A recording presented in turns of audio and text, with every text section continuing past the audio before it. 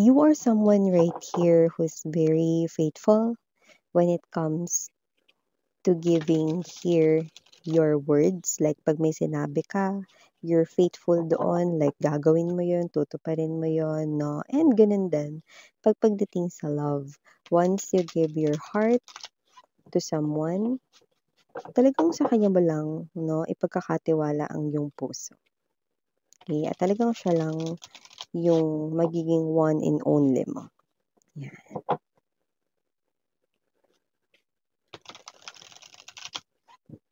Let us see. Oh, we've got the Three of Swords, which means even though ganyan ka, there's this person here that you're dealing with, no, na sinaktan ka pa rin sa kabila ng ganong klase ng pag-ibig mo, no, na pinakita sa kanya.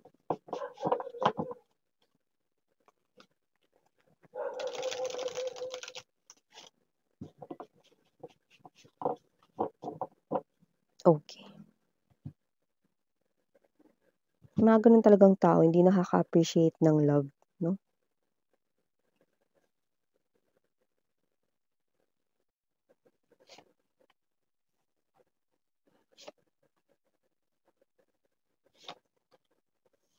Mhm.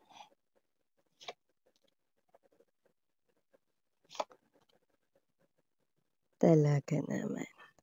Mhm. Mhm.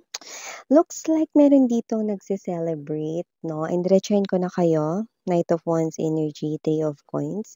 Ang nagse-celebrate na to, no, with a very strong death energy right in there, no?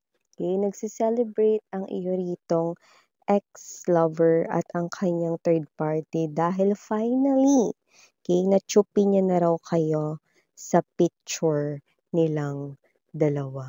Yan o. So, akala ba nila sila ay si Romeo and Juliet na magkahawak na tumatakas at umi-escape? Yan o. Dito, nakakaloka tong mga to. Eh. May nasaktan na nga sila, happy-happy pa. Celebration, Three of Cups energy. Aba, teka nga naman. Kasi nga naman sumakses raw sila rito, no, upang tanggalin ka sa buhay nila. Aba, teka nga naman. Temperance energy. Nagpapatawa ba sila rito? Ayan o, your person. Nangako siya rito, no, sa third party, mga babes, no, na pakakasalan niya ito. Ngayon ang lumalabas rito, mag-intay lamang, konting intay lamang, pakakasalan daw yung third party, no? At yung iba naman, lahat ng gender dito, babae, lalaki, no? Okay? Konting hintay lamang at matatanggap rin itong third party ng kanya ritong family at mga friends. Yan, no? Yan ang pangakong binitiwan ngayon na habang sila ay nagse-celebrate, no? So habang siguro sila ay nagche-cheers, umiinom ng wine, soju, beer, emperador, red horse. Ano man yan. Okay. Mukhang nangangako, no, ang iyong person sa third party ng panghabang buhay. Yan, no? So, ngayon nga ba yan mangyari? Or sa susunod na habang buhay? Tingnan natin. Okay. やっぱりそうですね。Wheel of Fortune, Three of Swords, Nine of Wands para sa ating bottom of the deck. So before we dive more sa reading na ito, let me just greet everybody first. Hi and hello there everyone. My name is Yan. Welcome new subscribers to Turning Eastern Buyers. Thank you sa inyo walang sawang love and support for me. At kung di mo pala mga babes, may main channel tayo kung saan nag-upload tayo ng collective readings for all signs. No? And yes, na hindi lamang yun, nag-upload din tayo ng reading per zodiac sign doon. Ang link niyan down below sa description box ng reading na ET. At yun nga, wala tayo dito yung gender, babae, lalaki, LGBT, lahat tayo welcome. Pero mataas ang chance ang in-involve kayo sa third party nito. At mukhang masaya sila rito na sila ay magkasama na ngayon. No? At eto, no, nasaktan nila kayo rito, no, pero nagse-celebrate pa 'tong dalawa na 'to, no, 'tong mga taksil na ito. Okay, so maaaring ito ay nangyari na sa iba nangyayari na ngayon, sa iba ay mangyayari pa lang na, but definitely makakaasa ka na sa'yo ang huling halakhak. Yun, oh! Kaya naman chin up mga babes and cheer up dahil nakikita ko rito ang justice ay nasa iyong side, 'no? Pero pag-usapan na natin ang iba pang mga detalye dito, you know. And mga babes, 'no, paalala lang, just take only what resonates. You have your free will. If you want to claim the messages more, hindi. So, I do see Three of Coins, Knight of Wands. Look at the Knight of Wands, no? The player type of energy, making a pangako. Eh, hindi niya nga natupad yung pangako niya sa'yo. Tapos ngayon, nangangako siya sa third party. Seven of Cups energy, Five of Wands, no? Mukhang ang ganda raw ng kanilang team up dahil ang strategy nila rito ay nag-work kasi nga napalayas ka nila sa buhay nila, natsupi ka nila. So whether this is your ex-husband, ex-wife, kahit kasal kayo nito, no? Yeah, may babae dito, may ibang babae, may ibang lalaki. Okay? Mag-boyfriend man kayo or mag-girlfriend, yes, third party, third wheel, may iba siya. Okay? So, kung sino man tong energy na to, LGBTQs, of course, welcome din kayo mga mahal. Pero kung sino man siya na lumalabas rito, no, na siya ay sumakabilang bahay. Okay? At sila ay gumawa pa nga rito ng pagpaplano na dalawa, mga babes, no, upang kayo rito ay may alis out of the picture. At kung sino man tong energies na mga ito, mukhang ang kanilang, yes, I just heard connivance. Talagang sila rito ay nagsabuatan upang ikaw ay mapatsupi. Seven of Wands energy, no, this dalawang taksil right in here, no, ay posibleng kilala mo pa yan dahil posibleng pinatutuloy mo daw yan sa inyong bahay, no, kung yan man ay katrabaho ng asawa mo because of the Three of Coins right in here. Okay? Just take how this resonates, no? Or kung boyfriend, girlfriend mo pa lamang itong ex-lover mo dito, no? Pwedeng nakilala mo na to kasi naipakilala na sa'yo rito, no? Ng iyo rito na boyfriend, girlfriend, no? Ah, babe, kasamahan ko pala sa trabaho. Yun, no? Kasamahan daw sa trabaho. Higo. Konyatan ko to eh. So, sino man tong energy na to mga babes na nakikita natin dito. Okay? Na during that time, okay, you feel something ominous na. No? And, okay, hindi mo yun pinansin kasi nga naman ang pakilala, katrabaho daw. Pero iba yung nararamdaman mo, 'di ba? So, it looks like, 'no, hindi ka lang talaga tamang hinala rito, totoo. Nangyari na ngang lahat, 'no? Dahil silang dalawa ay nagkontsabahan, nagsabuatan upang maialis ka sa picture. Yes, you heard it right. Okay? Okay? At nakita ko dito nagse-celebrate sila with the Three of Cups energy dahil feeling nila success ang kanilang plano rito, 'no, upang silang dalawa ay magsama, 'no, at nung nakakasukan nilang pangako sa isa't isa ay ang pagsasama ng excuse me, inagaw mo lang naman 'yun, 'di ba? Ang relasyon ninyo, 'no, ay nakuha lang sa agaw, 'di ba? Hindi naman 'yan ipinalangin sa taas or sa may kapal, okay? Kaya naman with this temperance energy, lumalabas rito na ang person mo ay nangangako with the third party, with the third party's teary eyes. Wow! Okay. Teary eyes talaga, miss, 'yan. Yes, because the third party is getting emotional while your person is stating his or her promise na mukhang kinapi-paste lang naman niya dahil yun rin naman ang naging promise niya sa'yo dati, hindi lang niya natupad, 'di ba? So dito nangangako ng forever ang person mo sa third party, konting hintay lang nga lang daw, 'no, at pakakasalan siya nito. Okay. Ano pa nga bang ibig sabihin nun? Working through papers, 'no? Ibig sabihin kung may kailangang lakaring divorce, yun daw yun, 'no? Akala mo naman may pera siya. Saan pa kailangang prosesong pagdaanan nun, maglalabas ka pa ng pera. Yung person mo na nakikita ko rito may trabaho pero yung hindi siya nakakapag-ipon. So, good luck talaga sa mga ganyan niyang mga sinasabi, 'no?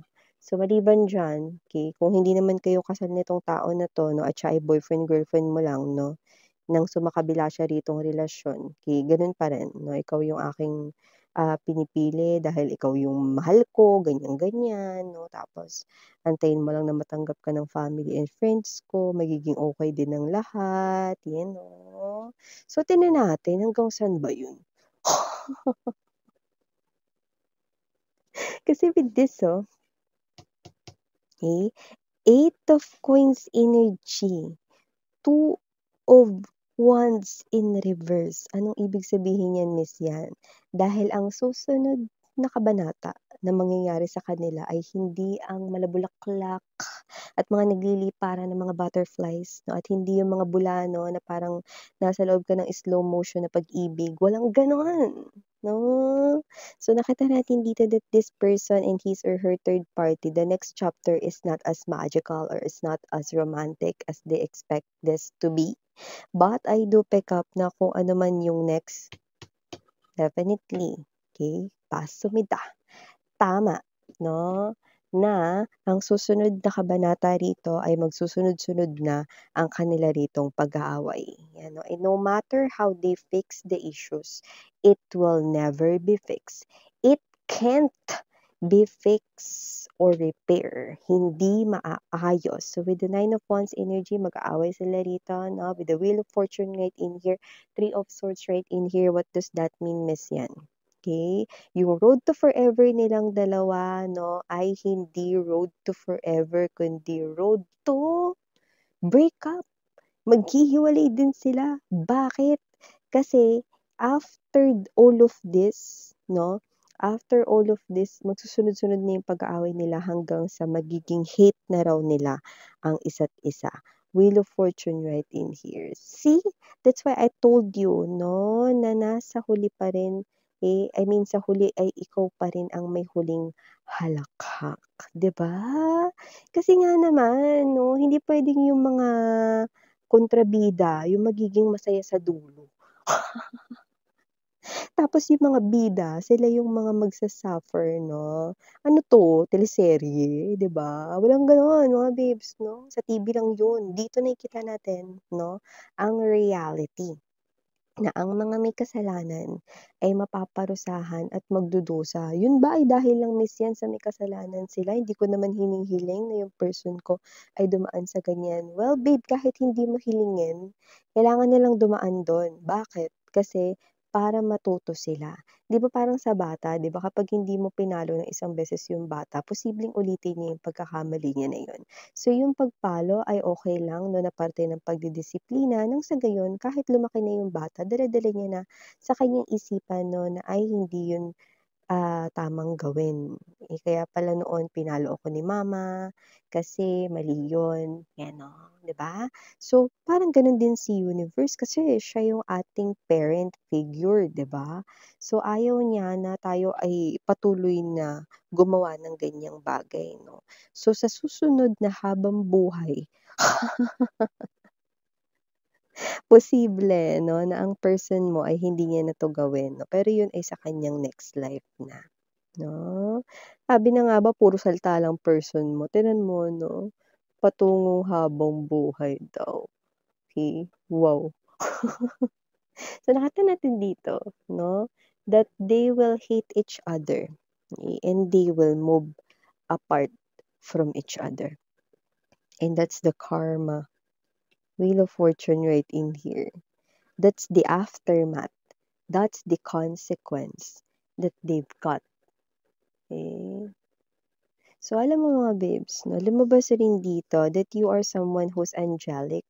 Maybe not just your face, but maybe you are someone who's very mapagpasensya. Ilang beses mo siyang pinagpasensyahan, okey? And at the same time 'no, lagi mo siya ritong inuunawa at yung iba puwedeng pinatatawad 'no. Gayunpaman 'no, because they've hurt, someone who is, I do pick up that you are someone who's very good person, okay, especially your heart right here is very pure. That's why, dinescribe ka dito bilang someone angelic, babae, lalaki, LGBT 'no.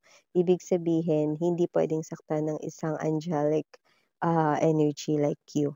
Meron itong karampatang parusa, 'no? So, kung sino man 'tong mga ito nakita natin dito 'no, na sige mag-celebrate lang sila ngayon, order pa sila sa tindahan, mangutang pa sila. Ay, aling-ano isang case pa daw dito, ayan oh, sige go lang, ayan oh. Kasi ang susunod, ayan oh, ay mag-aaway na sila at dadalas ito hanggang sa maging hate na nila ang isa't isa 'no, at poof, sila ay maghihiwalay din. Yan, yan kasi napapala dito 'pag mga ganyan talagang situations, eh, 'no. See? Okay. So, yeah, for the initials right here, unang-una na for some reason na, big letter ang nakikita natin for this letter. Ano ba yun, Miss Yan? Letter H, no? And for the rest ng mga babanggitin ko might not be the capital letter here of first name, second name, surname, middle name. Okay? Other letters ay letter O. Andito rin ang letter T. We also have here the letter P. We also have here W. Andito rin ang letter J. We also have here letter N. Andito rin letter D. And last but not the least, the letter E. So yeah, these are all the messages you've got right here. Thank you so much again. I'm Mariana on me. Sarang Love and Light. Annyeong.